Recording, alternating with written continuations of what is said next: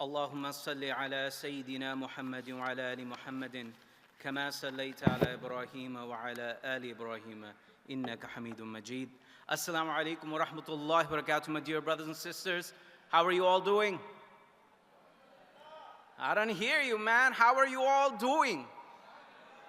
Alhamdulillah. I got the boys there with the vocal cords. Alhamdulillah. My brothers and sisters, I thank you all for coming here today on this conference that is speaking on many topics, topics of importance, topics that have direct implications upon our life and upon the Ummah. And today's topic that I was given the responsibility to speak upon was in reference of the grassroots movement of uniting the Ummah. You and I all know that Islam spread from the edifice, from the pulpit of grassroots movement. The Prophet Muhammad sallallahu alaihi wasallam disseminated the message not as a thing of a vehicle of grandeur, but from a person-to-person basis. Hazrat Khadija, Hazrat Ali, Hazrat Abu Bakr, all these people who converted based off of the grassroots connection, the one-on-one that our Rasul Habibullah sallallahu alaihi wasallam did. And we see that the reality of Medina with Aus and Khazraj, it did not happen overnight. It did not be created in one instance that they heard something and they changed. It took effort. It took momentum. It took constancy. It took durability. It took perseverance. It took a capacity that allowed someone to continue on this message and to be unwavering. And that is what grassroots is. My brothers and sisters, when we think about movements, we only think about the reality of it being hard power. Hard power is reality of trying to influence the political spectrum. But what I want to mention today, a few points, is that when you and I want to create a grassroots movement to unite the Ummah, we also need to focus on how do we project the Ummah to society. And one of the ways of doing that is soft power.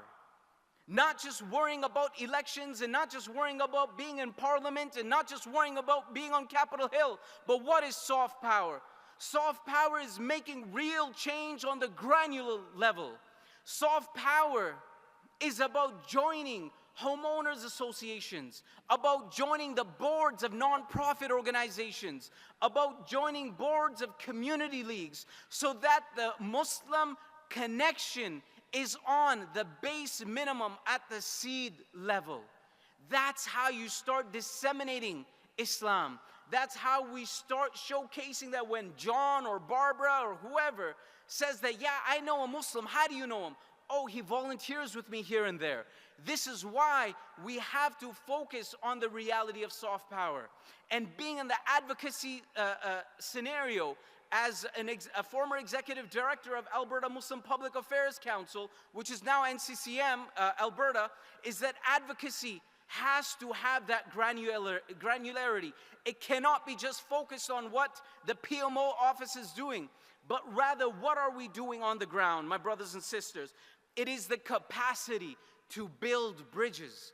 And this is what we have to do within other communities and within our inter and intra communities. The other things, my brothers and sisters, that is so important is that grassroots movements also reflect not just joining political spectrums, but joining organizations that make real change, like ICNA, or like Islamic Relief or Penny Appeal or NCCM or the Canadian Muslim Vote, and the list goes on, the Islamic Food Bank, what have you. But not only focusing just on the Islamic vehicles, but also focusing on non-Muslim organizations. Because it is important for us to be able to contribute beyond our communities as well. Long is the story gone where we can have ourselves isolated in a silo. Now more than ever do we have to be connected with society at large. But that's with one caveat, my brothers and sisters, that when we connect with these organizations, that we have to make sure that we are standing firm in our Muslim identity. That we ain't no Uncle Toms. Many of you may know what an Uncle Tom is or not, but an Uncle Tom is a sellout, someone that goes and takes on these positions but sells out the communities. And that's not what we need. We need to be strong in who we are and be committed to what we are and desire to be Muslims and facilitate this reality and showcase to the world that what grassroots movements are from a Muslim contributions. May it be from Islamic organizations and may it be organizations that are of other faiths. Because that's the way we are. Our Rasulullah sallallahu alayhi wasallam said that the Ummah is like a mercy, like rain that falls. It benefits anywhere that it lands. And that's who you and I are. So now I move on to the second point, my brothers and sisters, is that we know that from grassroots is how we make change. But one of the things I want to point out, because now we're coming into election season, not only south of our border, but things coming up fast here in Canada, that you and I need to recognize that a united front in how we get our people out to vote and out to contribute and out to be part of the message is important. My brothers and sisters, we are 7% of the population of Canada. We ain't no chump change no more. Now is the time that we make that change, because we facilitate change, because we are that change, my brothers and sisters. My hero, Al-Hajj Malik al-Shabazz, Malcolm X, said in one of his most important speeches that has a direct impact upon my life was in 1964, The Ballot or the Bullet, where Malcolm said that the black vote is not enough to win the election just upon the color, but the whites are so evenly divided that if the blacks vote as a block, they decide that who goes to the White House and who stay in the doghouse. And that's what our capacity is to now, my brothers and sisters. Times have not changed, but now we are able to facilitate that fulcrum of change. And with this election, we see what's happening in the South with Jill Stein and Butch Ware, Bilal Ware. They are saying now that voting for the third party does not matter who wins no more. What's showcasing that the Muslim vote decided who lost in this election. And this short-term pain is so important for our long-term perseverance, our long-term preservation, because we ain't no more gonna allow them to take us for granted. They may have cheated Patrick Brown out of his election. They ain't no more gonna cheat us anymore, because we're gonna stand up for what is right and be the showcase of the Muslim Ummah, because grassroots is how it happens, my brothers and sisters.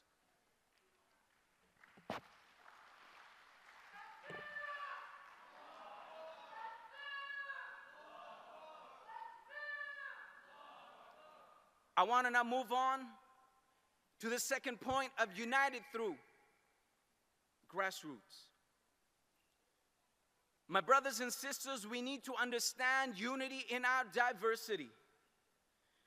We need to recognize and accept that there is a united front, but it does not need to be unanimous. You can be united, but you do not need to agree in how that is done. So long as you're united in your goal, your approach is fine. And that's what we need to recognize as all these different Muslim organizations, may it be on a grassroots perspective or may it be at Parliament Hill. It is important for us to know that one way is not the only way, but we need to recognize that our goal is the upliftment of the Muslim Ummah, and that is very important. The Sahabas themselves had difference of opinions on other things, but their goal was Islam. Their goal was our deen. Their goal was to follow the footsteps, my brothers and sisters, of Rasulullah. And that's what we need to understand. We come from a social fabric of over 54 Muslim majority countries. And we come from a social fabric of Muslims, a plethora of non-Muslim nations. So how can it be that when we have languages and ethnicities and sub-ethnicities that we think that there will always be one way of doing something? No. We need to recognize that there's a plethora of ways of doing things, but respect that the ultimate goal has to be upliftment of the Muslim Ummah.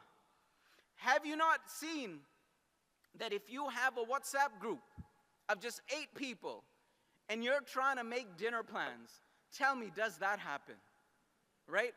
After a while, everyone is going to start one thing and another, that conversation, that dinner plan never happens. And man, this is dinner, right?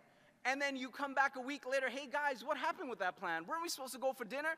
Now we're talking about a nuanced reality that is the Ummah. And I want to say one thing, that I have an issue when we take a stab at ourselves, that we're always saying we're disunited, this, that, the other. It's not that. Give the Ummah slack. We're trying. We are trying to mature ourselves from a political perspective, from an economic perspective, from a spiritual perspective, from a social perspective. And it's not easy. But the fact that we are trying is what matters, my brothers and sisters. And with the second thing, my brothers and sisters, is that I believe that it is also important for us to have diversity and understanding within the Muslim Ummah. What I'm meaning is that the Muslim Ummah has various elements in it. But if you believe in La ilaha illallah Muhammadur Rasulullah sallallahu alayhi wasallam, that you believe that there is one God and that there is nothing worthy of worship except He, and that Prophet Muhammad sallallahu alayhi wasallam is the seal, the final, no prophet comes after him, then everyone who has that belief has the right to sit at the table of brotherhood in Islam. And we have to be mindful of that. That as Sunnis, that we need to be respectful of the Shia opinions and the Shia contributions. And in the same token, the Ithna Ashari communities, to be respectful and mindful of the Sunni communities. It is important that we work together as a whole and not as a fragment, because that is when unity will take root in the deepest capacity that we can see. Because having a mosaic of what Islam is the truth. We ain't a monolith, brothers and sisters. We are a mosaic, and that is the beauty of Islam. Alhamdulillah bil khair. My brothers and sisters, just being mindful of the time, is that now I want to move on to my last point. Sorry, 1 second.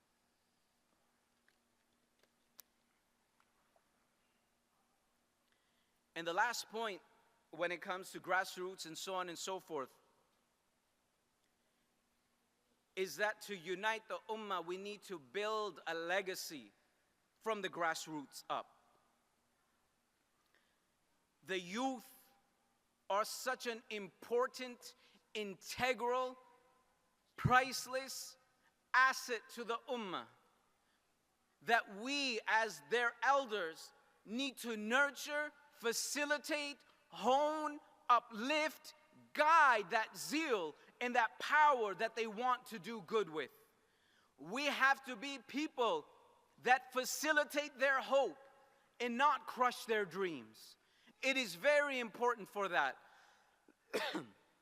And we see that in Bangladesh, in what transpired right now, the heroes of that movement and the heroes of this Ummah so far has been, this year that we see, has been the students in Bangladesh who became the main martyrs of this movement to create change, to be changed, to want change. It was them.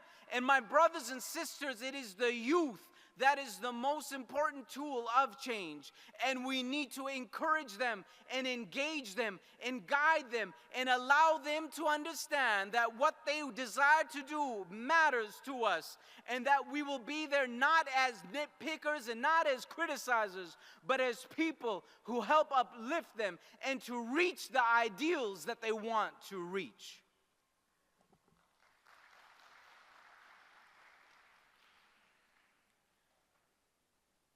We know that as Amir Suleiman, in one of his poems, he said it's the zeal of the young and the wisdom of the old that makes the change. And that's what it is now, my brothers and sisters.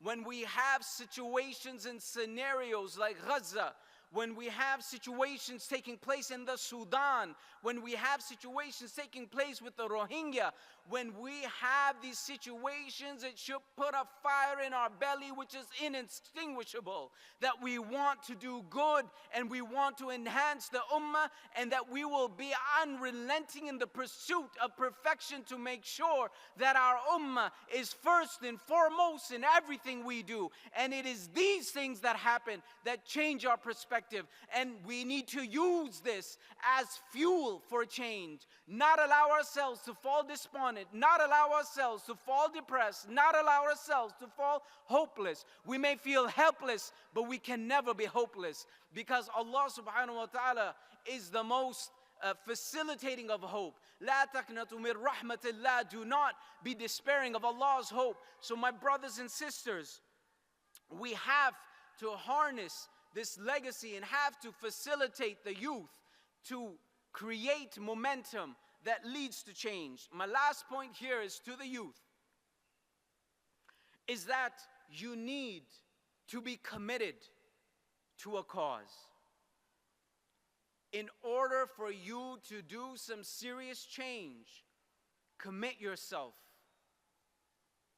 Join an organization.